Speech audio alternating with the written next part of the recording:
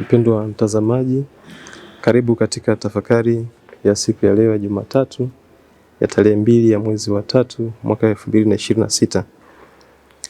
Masomo yetu ya leo, somo la kwanza linatoka kitabu cha nabii Danieli sura ya 9 aya ya 4 hadi ya 10, na somo la injili linatoka injili ya mwinjili Luka sura ya 6 aya 36 hadi ya 38.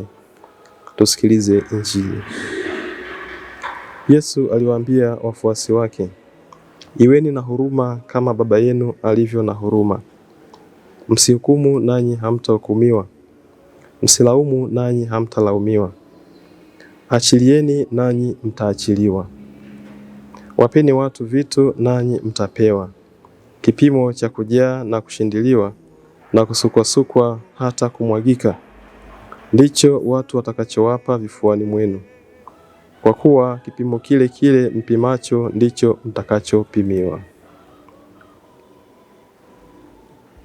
Neno la Bwana. Mpendwa mtazamaji, tafakari ya leo hasa kutoka somo la kwanza ni sehemu ya sala ya nabii Danieli akijutia hasa kwa niaba ya taifa hili la Israeli juu ya makosa ambayo ameyafanya mbele ya Mwenyezi Mungu. Ni sala ya kusikitikia, ni sala ya kuhuzunikia maovu waliyotenda, na hivyo kumwomba Mwenyezi Mungu awasamehe. Na kwa namna pekee tupo katika kipindi cha Kwaresma. Tupo mwanzoni mwa kipindi hiki cha Kwaresma. Tunaalikwa nasi kuweza kufanya majuto kamili ya makosa au dhambi ambazo tumezifanya mbele ya Mwenyezi Mungu. Yapo makosa ambayo tunayafanya tukiamini kwamba Mwenyezi Mungu hatuoni, tukitambua na kusadiki kwamba wanadamu ndio wanaotuona au wanakwazika na makosa hayo, yale ambayo tunafanya sirini mwetu, lakini Mungu anaona mpaka undani wa nafsi zetu.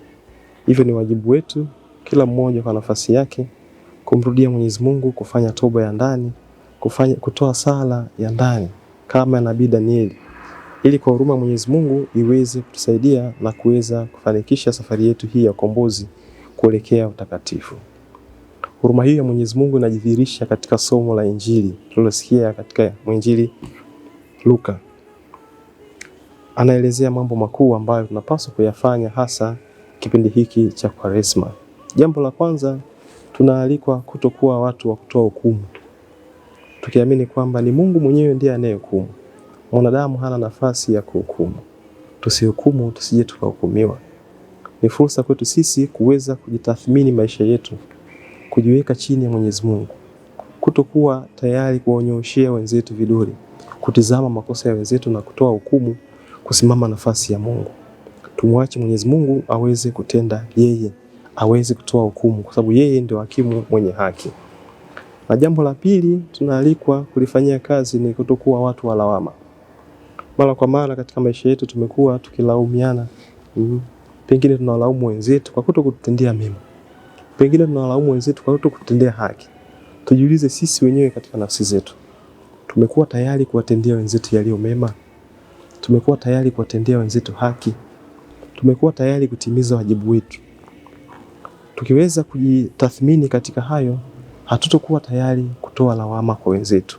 Tutakuwa tayari kujituma, kujitoa na kuwasaidia wenzetu. Jambo la tatu, tunaalikwa kuachilia. Kipindi hiki cha Kwaresma ni kipindi cha toba, kipindi cha mfungo, ni safari ya kiroho, ni safari ya siku 40. Tunaalikwa basi kuachilia. Kuachilia nini? Kuachilia yote ambayo yanatupeleka mbali na upendo wa Kristo. Kuachilia roho mbaya, kuanza kuwa watu wenye roho nzuri. Kuachilia maovu, kuachilia dhambi na kujikita kutenda yaliyo mema. Mwinjili Luka anatukumbusha wajibu huo, hasa akitutaka kuweza kuzingatia yale ambayo tunapaswa kuyafanya kipindi hiki cha Kwaresma. Kujikita zaidi katika kusali. Tusali ili basi tuweze kuonja huruma ya Mwenyezi Mungu.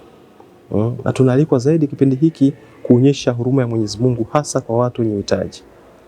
Ndio maana mwanzoni kabisa mwa injili hii tunaambiwa, "Iweni na huruma kama Baba yenu wa mbinguni alivyo na huruma." Ni kielelezo cha Mwenyezi Mungu, huruma yake na upendo wake wa ndani kutuhurumia sisi wa dhambi, sisi wanadamu. na akisukumwa na huruma hiyo na upendo huo wa ndani amemtuma mwanaye Bwana wetu Yesu Kristo kama kielelezo cha huruma hiyo.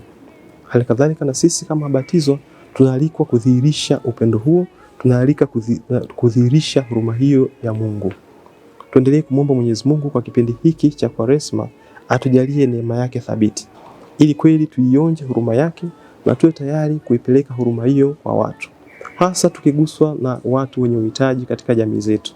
Wapo watoto yatima wenye uhitaji, wapo wamama wajane ambao wanahitaji, wapo wazee, wapo wote ambao basi wanajidhihirisha kwamba wanahitaji msaada wetu sisi ambao Mwenyezi Mungu ametupa neema na ametubariki. Tutumie kipindi hiki au fursa hii ya Kwaresma kama sehemu ya kusafiri kiroho, kujitakatifuza, kujiandaa ili basi Kristo anapokuja atukute kweli tumejiandaa tayari.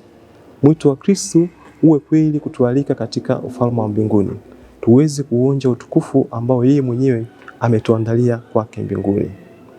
Mwenyezi Mungu atubariki na atujalie kuyaishi hayo yote, hasa katika kipindi hiki cha Kwaresma kama safari ya kiroho, kujikarabati na kujijenga upya katika kipindi chote cha mwaka huu. Awabariki Mungu Mwenyezi, Baba na Mwana na Roho Mtakatifu. Amina.